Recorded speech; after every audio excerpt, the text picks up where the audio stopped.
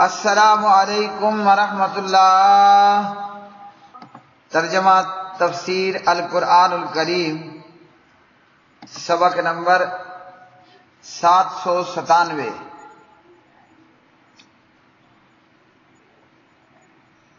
سورۃ الحج، آیت نمبر 40، پارہ نمبر 17۔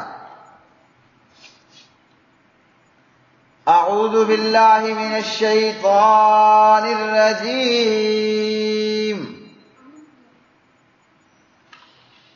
الذین اخرجوا من دیارہم بغیر حق الا ان یقولوا ربنا اللہ ولولا دفع اللہ الناس بعضهم ببعض لہدمت صوامع وبیع وصلوات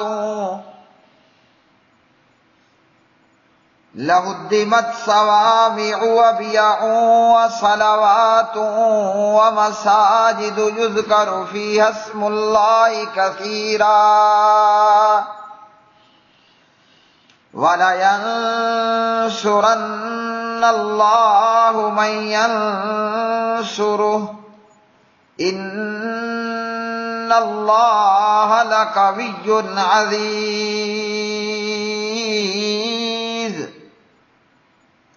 وہ جنہیں ان کے گھروں سے کسی حق کے بغیر نکالا گیا صرف اس وجہ سے کہ وہ کہتے ہیں ہمارا رب اللہ ہے، اور اگر اللہ کا ان لوگوں کو ان کے بعض کو بعض کے ذریعے ہٹانا نہ ہوتا تو ضرور ڈھا دیے جاتے، مسمار کر دیے جاتے جھونپڑے اور گرجے اور عبادت خانے اور مسجدیں جن میں اللہ کا ذکر بہت زیادہ کیا جاتا ہے، اور یقیناً اللہ ضرور اس کی مدد کرے گا جو اس کی مدد کرے گا۔ بے شک اللہ یقیناً بہت قوت والا، سب پر غالب ہے۔ الذین، وہ لوگ جو اخرجوا، نکال دیے گئے، من دیارہم، اپنے گھروں سے، بغیر حق، نہ حق، الا، صرف، ان یقولوا، ان کے یہ کہنے پر کہ ربنا اللہ، ہمارا رب اللہ ہے، ولولا دفع اللہ، اور اگر نہ ہوتا اللہ کا دور کرنا الناس، لوگوں کو، بعضہم، ان کے بعض کو، ببعض، بعض کے ذریعے سے، لہدمت، تو البتہ مسمار کر دیے جاتے، ڈھا دیے جاتے، صوامع، راہبوں کے خلوت خانے، وبیع، اور گرجے، وصلوات، اور یہودیوں کے عبادت خانے، ومساجد، اور مسجدیں، یذکرو، کے ذکر کیا جاتا ہے، فیہا، ان میں، اسم اللہ، اللہ کا نام، کثیرا، بکثرت، وَلَيَنْصُرَنَّ، اور البتہ ضرور بضرور مدد کرے گا اللہ من، اس کی جو، ینصرہ، مدد کرے گا اس کی، یعنی اللہ کے دین کی۔ ان اللہ، بے شک اللہ، لقوی، البتہ بہت قوت والا ہے، عزیز، خوب غالب ہے۔ پیارے بھائیوں اور بہنوں، سورۃ الحج کی یہ آیت مبارکہ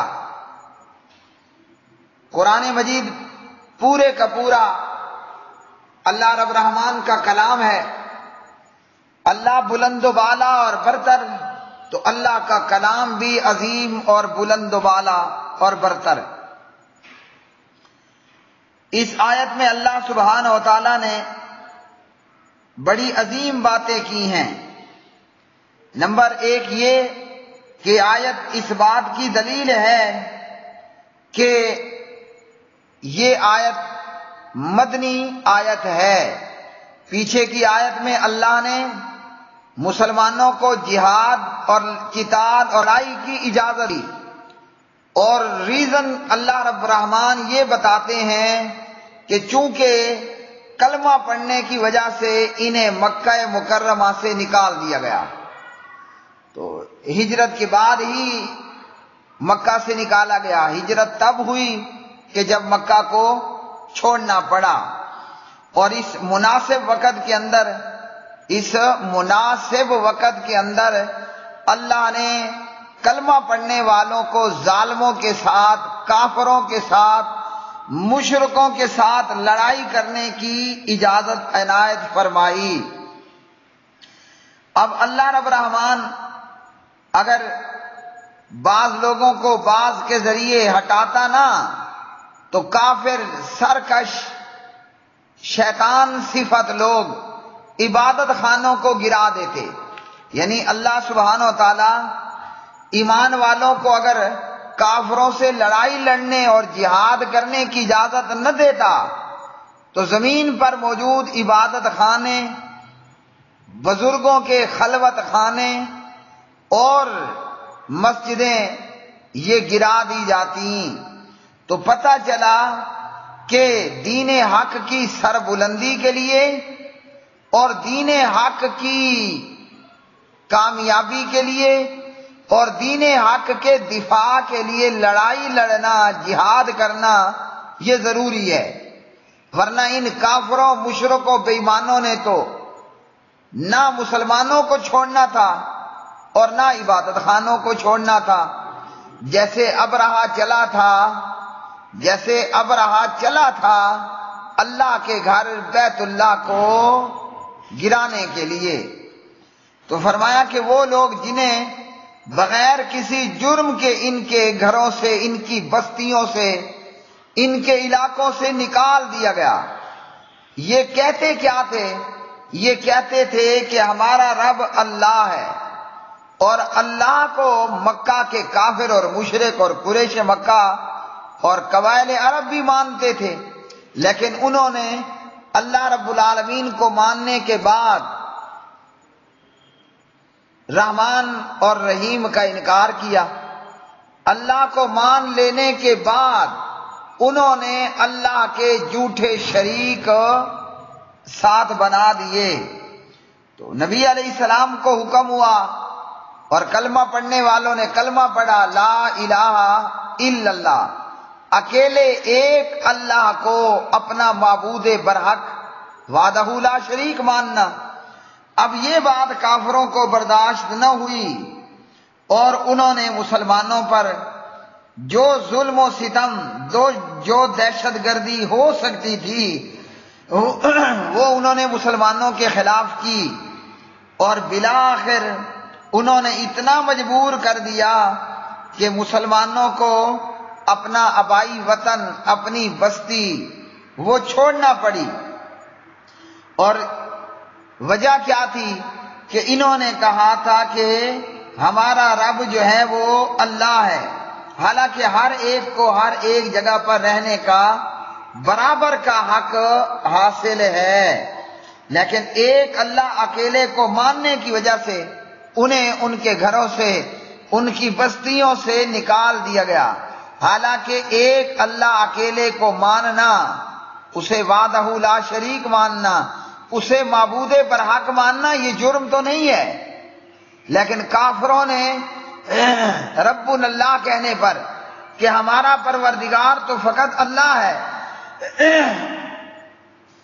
اسے جرم بنا دیا اور کلمہ پڑھنے والوں پر ظلم و ستم کیے اور ہجرت کرنے پر مجبور کر دیا۔ تو اللہ سبحانہ و تعالیٰ فرماتے ہیں کہ اگر اللہ کا لوگوں کو ان کے بعض کے ذریعے ہٹانا نہ ہوتا، یعنی جیسے اللہ نے آج مسلمانوں کو جہاد کی اجازت دی، اگر اللہ اسی طرح دین کے لیے لڑنے کی اجازت نہ دیتا تو دنیا پر بس پھر ہر طرف شیطانیت کا عروج ہی عروج ہوتا، اور جب مسلمانوں نے لڑائی لڑنا شروع کی، ظالموں اور کافروں کے خلاف ہتھیار نکال کر ان کی گردنیں کاٹی، توڑی، گوڈے گٹے توڑ کے رکھ دیے، تو سبحان اللہ مسجدیں قائم و دائم رہیں اور مسلمانوں کو اپنی مقبوضہ بستی دوبارہ حاصل ہو گئی۔ آج بھی دنیا کے اندر یہ حال ہے کہ جہاں مسلمان جہاد نہیں کرتے اور جہاں ہم مسلمان جہاد چھوڑ چکے، ہاں جی، اللہ کے گھر مسجدوں کو ڈھا دیا جاتا ہے، مسمار کر دیا جاتا ہے۔ اگر ہم جزیرہ ہند کی بات کریں، اگر ہم ہندوستان کی بات کریں، تو اس خطے کے اندر، اس جزیرہ ہند کے اندر بیسیوں اور سینکڑوں مسجدیں گرا دی گئی ہیں، اور بابری مسجد کی مثال ہمارے سامنے موجود ہے، اور ایسی بیسیوں مساجد جن کو گرا دیا گیا۔ اگر مسلمان ان کافروں سے لڑ رہے ہوتے، ان کافروں کو کبھی جرأت نہ ہوتی کہ وہ اللہ کے گھروں کو، وہ مسجدوں کو گرا دیتے۔ تو فرمایا کہ ضرور گرا دیے جاتے جھونپڑے، صوامع، وہ عبادت خانے جو عیسائی راہب، یعنی عیسائی بزرگ لوگ، جو عیسائی راہب آبادیوں سے ہٹ کر بنایا کرتے تھے، اور جس جھونپڑے کے اوپر مینار کی شکل بناتے، اب اس صوامع کے اندر، اس جھونپڑے کے اندر، ہاں جی، کیا ہوتا؟ سب سے اوپر والی منزل پر وہ راہب، وہ بزرگ عبادت اور خلوت میں مصروف رہتا، اور مینار کے اوپر وہ رات کے وقت چراغ جلا دیتے تاکہ مسافروں کو آسانی ہو سکے راستے کے تعین میں، اور اس جھونپڑے کے نچلے حصے میں مسافروں کے رہنے کے لیے قیام گاہ ہوتی۔ اللہ اکبر کبیرہ والحمدللہ کثیرہ۔ دیکھیے بظاہراً کتنی اچھی بات ہے کہ یہ راہب دنیا سے خلوت اختیار کرنے والا، اس نے جنگل بیابان کے اندر اپنا جھونپڑا بنایا، اور اس جھونپڑے کے مینار پر انہوں نے چراغ جلایا تاکہ مسافروں کو آسانی ہو، اور اس جھونپڑے کے نچلے حصے میں مسافر خانہ بنا دیا۔ بہت بڑا خیر کا کام تھا۔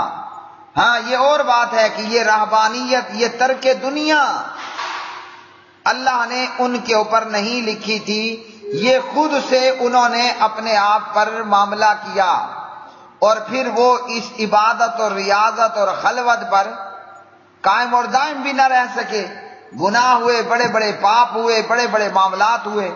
بہرحال ظاہری صورت میں بڑا اچھا کام ہے، ویسے بھی اچھا کام کہ جنگل بیابان کے اندر مسافروں کے لیے راہ کے تعین میں لائٹ لگانا، ہاں جی، چراغ کی صورت میں اس وقت، اور یہ کہ مسافروں کے لیے مسافر خانہ بنا دینا، ہاں جی، اس راہب کے جھونپڑے کی صورت میں۔ تو اگر اللہ رب العالمین ایمان والوں کو لڑنے کی اجازت نہ دیتا تو یہ راہبوں کے جھونپڑے گرا دیے جاتے، اور گرجے، شہروں کے اندر موجود عیسائیوں کے عبادت خانے، بیاء، آبادیوں کے اندر گرجے عیسائی لوگوں کے کہ جہاں پر وہ عبادت کیا کرتے تھے، اور اسی طرح وصلوات، یہودیوں کے عبادت خانے، یہ صلوات صلاتن کی جمع ہے، شاید ان کا نام صلوات اس لیے رکھا گیا کہ یہودیوں کو صرف اپنے مخصوص عبادت خانوں کے اندر ہی نماز پڑھنا ضروری تھا۔ اور سبحان اللہ، ہمارے پیارے نبی حضور حضرت محمد الرسول اللہ صلی اللہ علیہ وسلم، اللہ نے آمنہ کے لال کو کیسی عظیم شریعت عطا فرمائی۔ صلواتن، یہودیوں کے عبادت خانے، صلاتن کی جمع، وجہ کہ یہودیوں کے لیے لازم تھا کہ اپنے ان عبادت خانوں کے اندر، ان صلوات کے اندر ہی نماز پڑھنی ہے، ہاں جی، اب ہمارے لیے ایسی کوئی پابندی نہیں ہے۔ ہاں یہ پابندی ضرور ہے ابن ماجہ کی روایت میں کہ بغیر عذر کے اگر مرد آدمی وہ نماز باجماعت مسجد میں ادا نہیں کرتا تو نماز نہیں ہوگی۔ ویسے بندہ مسافر ہے، کہیں مسجد نہیں ہے، کہیں عذر موجود ہے، بارش ہے، آندھی ہے، طوفان ہے، رکاوٹ ہے، بندہ گھر میں نماز پڑھ لے، دکان میں نماز پڑھ لے، جنگل میں ہے جنگل میں پڑھ لے، مسجد دور دور تک نام و نشان نہیں، اقامت کہے اور جنگل میں کھڑے ہو کر بکریوں کا چرواہا نماز شروع کر دے، کر سکتا ہے۔ حدثنا جابر بن عبد اللہ رضی اللہ تعالی عنہما قال قال رسول اللہ صلی اللہ علیہ وسلم، پیارے نبی علیہ السلام نے فرمایا، اس حدیث کے اندر آپ نے فرمایا جعلت لی الارض مسجدا وطہورا، سبحان اللہ، میرے لیے زمین کو مسجد اور پاک بنا دیا گیا۔ وَأَيُّمَا رَجُلٍ مِّنْ أُمَّتِي، اور میرا کوئی بھی امتی أَدْرَكَتْهُ الصَّلَاةُ فَلْيُصَلِّ، جب نماز کا وقت ہو جائے وہ نماز پڑھے۔ وَأُحِلَّتْ لِيَ الْغَنَائِمُ، اور حلال کر دی گئی میرے لیے غنیمتیں، مال غنیمت، جبکہ اس سے پہلے کے لیے حلال نہیں تھا۔ وَكَانَ النَّبِيُّ صلی اللہ علیہ وسلم يُبْعَثُ إِلَىٰ قَوْمِهِ خَاصَّةً، پہلے پیغمبر صرف اپنی قوم کے لیے مبعوث ہوتے، پہلے کا پیغمبر صرف اپنی قوم کے لیے مخصوص ہوتا، یعنی نوح علیہ السلام تو اپنی قوم کے لیے، موسیٰ علیہ السلام تو فقط اپنی قوم کے لیے، ہود علیہ السلام، صالح علیہ السلام تو اپنی قوم کے لیے۔ وَبُعِثْتُ إِلَى النَّاسِ كَافَّةً، اور مجھے تمام لوگوں کی طرف نبی بنا کر بھیجا گیا۔ انی رسول اللہ علیکم جمیعا وَأُعْطِيتُ الشَّفَاعَةَ، اور مجھے حق شفاعت دیا گیا۔ سبحان اللہ، یہ بخاری میں 438 نمبر پر تھی، اور یہی روایت صحیح مسلم کے اندر بھی موجود ہے، اور اسی طرح مسلم کے علاوہ ابو داود میں 489 کے اندر یہ روایت موجود ہے، جعلت لی الارض طہورا ومسجدا، اور ابو داود کے علاوہ یہ ترمذی میں 317 نمبر پر موجود ہے۔ ہاں جی، آپ نے فرمایا جعلت لی الارض کلھا مسجدا وطہورا، پوری زمین میرے لیے مسجد اور پاک بنا دی گئی۔ ہاں فرمایا الارض کلھا مسجد الا المقبرۃ والحمام، میرے لیے ساری زمین مسجد بنا دی گئی سوائے قبرستان اور حمام کے۔ 317 سنن ترمذی، علامہ البانی فرماتے رحمہ اللہ روایت صحیح ہے، اور یہی روایت 736 سنن نسائی پر موجود ہے، جعلت لی الارض مسجدا وطہورا اینما ادرک رجل من امتی الصلاۃ صلی، جہاں نماز کا وقت ہو پڑھ لو۔ ابن ماجہ میں 567 نمبر پر یہ روایت موجود ہے۔ جبکہ یہودیوں کے لیے ان کے عبادت خانے میں ہی نماز پڑھنا ضروری تھا، تو فرمایا کہ یہودیوں کے عبادت خانے گرا دیے جاتے ہیں جی، ومساجد، اور مسلمانوں کی مسجدیں گرا دی جاتی۔ اس لیے اللہ نے اجازت دی کہ مارو ان کافروں کو، مارو ان بے ایمانوں اور مشرکوں کو۔ لیکن افسوس آج مسلمان جہاد چھوڑ بیٹھا ہے، آج مسلمان اول فول میں پڑ چکا، افواہات میں پڑ چکا۔ کیا کہتا ہے جی، آج ہم ابھی ہم مکی دور میں ہیں، انا للہ و انا الیہ راجعون۔ اسلام 1400 سال پہلے الیوم اکملت لکم دینکم واتممت علیکم نعمتی ورضیت لکم الاسلام دینا، اسلام مکمل ہو گیا اور تو ابھی مکی دور میں ہے۔ نتیجہ یہ کہ آج بابری مسجد، آج سینکڑوں مساجد وہ یا تو ویران کر دی گئیں یا مندر بنا دیے گئے، یا روس جیسے ملکوں نے شراب خانہ اور گھوڑا خانہ، ہیں جی، شراب خانے اور استبل بنا دیے۔ وجہ کہ کلمہ پڑھنے والوں نے اللہ کے دین کی مدد کرنا چھوڑ دی، اللہ کے دین کے لیے لڑنا چھوڑ دیا۔ نتیجہ ہمارے سامنے ہے، نتیجہ ہمارے سامنے موجود ہے۔ اور فرمایا کہ ان مسجدوں میں اللہ کا بہت ذکر کیا جاتا ہے۔ ہاں جی، عبادت خانوں کے اندر، مسجدوں کے اندر اللہ کا ذکر، الا یہ کہ یہود و نصارہ نے جو مورتیاں رکھ دیں اور شرک کرنا شروع کر دیا، ورنہ حکم یہی تھا بندہ اللہ اکیلے کی عبادت کرے گا، اللہ کے گھر میں صرف اللہ اکیلے کی عبادت ہوگی۔ ویسے پوری زمین پر اللہ اکیلے کی ہی پکار ہونی ہے، اللہ اکیلے کی ہی عبادت ہونی ہے۔ تو اس سے معلوم ہوا کہ عبادت خانوں کو گرانا منع ہے۔ اگر کوئی قوم کسی قوم پر حملہ کرے، عبادت خانے کو گرانا منع ہے، مطلب گرجے کو نہیں گرایا جائے گا، ہاں جی، راہب کی جھونپڑی کو نہیں گرایا جائے گا، یہودی کے صلوات کو، یہودی کے عبادت خانے کو نہیں گرایا جائے گا، الا یہ کہ وہ اپنی مرضی سے اسے مسجد میں کنورٹ کر دیں، تبدیل کر دیں۔ رہ گیا معاملہ بت خانوں کا، تو اسلام بت شکن ہے، مسلمان بت شکن ہونا ہے، بت خانوں کو نہیں چھوڑنا، عبادت خانوں کو ضرور چھوڑ دینا ہے۔ عبادت خانوں میں گرجے ہیں، راہبوں کی جھونپڑیاں ہیں، یہودیوں کی صلوات ہیں، مسلمانوں کی مسجدیں ہیں، انہیں نہیں گرانا، مگر بت خانوں کو نہیں چھوڑنا۔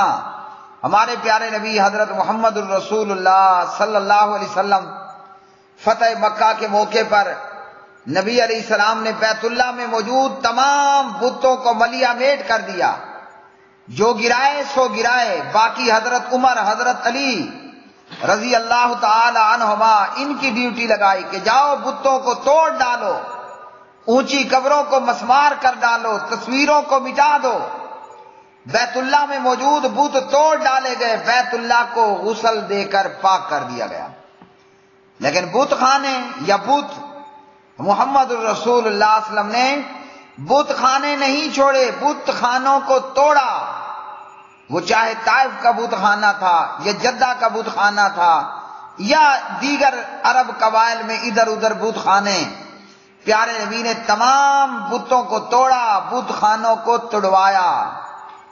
کیا معلوم ہوا؟ اسلام اور مسلمان بت فروش نہیں ہوتا، بت شکن ہوتا ہے۔ اور یہی کام محمود غزنوی نے کیا۔ محمود غزنوی جہاں بھی حملہ کرتا رحمت اللہ علیہ، ساتھ میں بت خانوں کو بھی رگڑا لگا دیتا، بت خانوں کو توڑتا جاتا۔ ہندو لوگ کہنے لگے، پنڈت، کہ ان بت خانوں میں موجود بتوں سے سومنات کا بت ناراض ہے، اس لیے یہ غزنوی توڑ رہا ہے، اس لیے یہ محمود ان کو پھوڑ رہا ہے، مسمار کر رہا ہے۔ جب محمود غزنوی اللہ کے بندے کو معلوم ہوا ہاں جی کہ یہ سوچ رہے ہیں، تو محمود غزنوی نے پھر قصد کیا اور مہینوں کا سفر کر کے جو ہے وہ سومنات کے مندر پر حملہ کر دیا، اور اس بڑے مندر اور بت خانے کو بھی ٹکڑے ٹکڑے کر دیا۔ اور یہی کام اللہ بخشے طالبان نے افغانستان میں موجود بامیان کے بت توڑ کر کیے۔ ہاں، الا یہ کہ کہیں پر مسلمانوں اور غیر مسلموں کے بیچ میں کوئی معاہدہ ہو جاتا ہے تو جب تک معاہدہ موجود ہے ان بت خانوں کو باقی رکھا جائے گا، لیکن معاہدے کے اختتام پر بت خانوں کو توڑ دیا جائے گا۔